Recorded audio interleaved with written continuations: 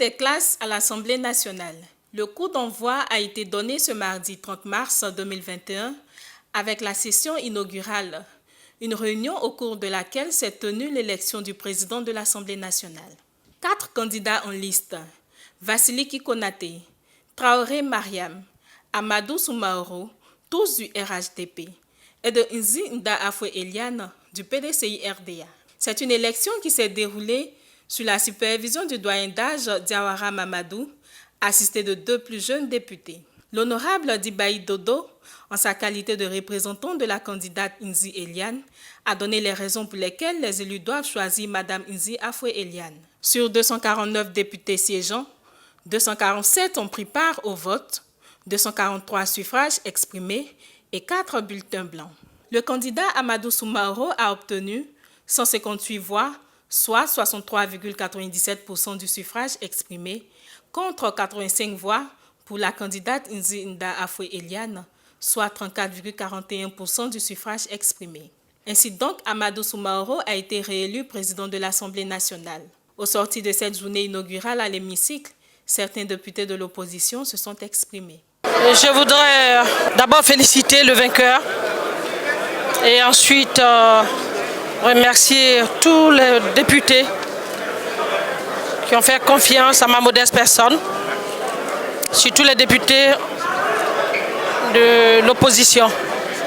Et ensuite dire merci infiniment au président du groupe parlementaire qui a fourni tous ses efforts en si peu de temps pour réussir à organiser ces élections d'aujourd'hui.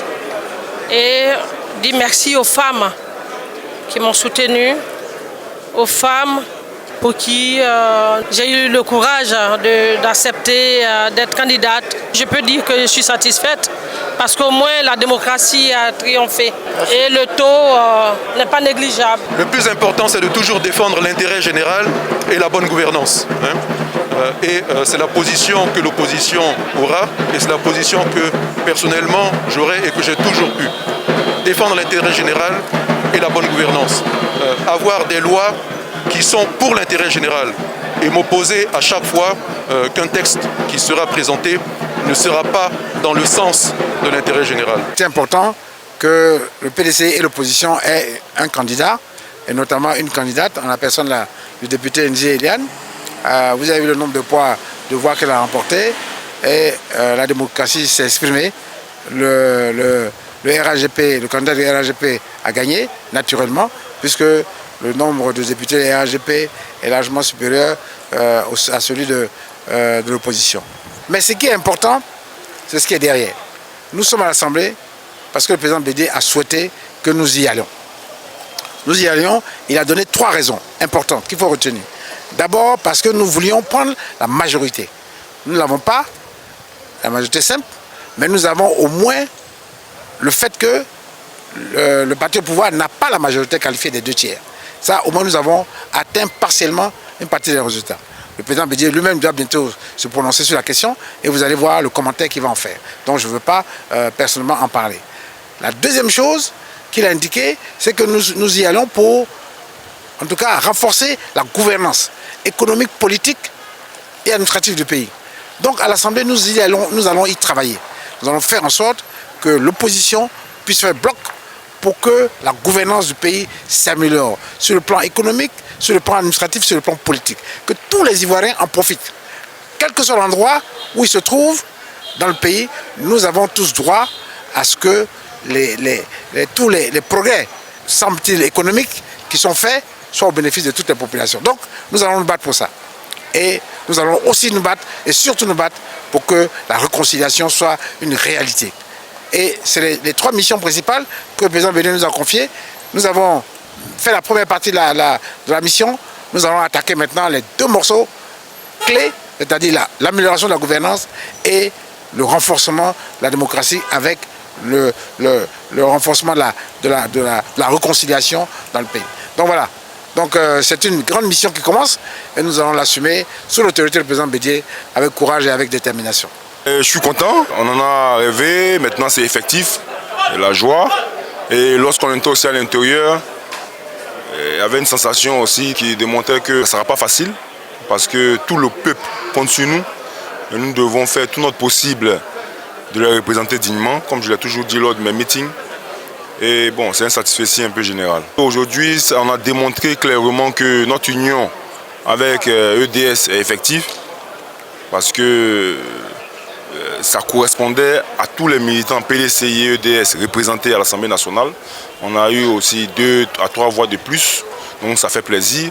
J'aurais aimé que ça soit en bulletin unique, comme ça se passe lors des élections, comme ça s'est passé lors des élections dont nous avons été élus.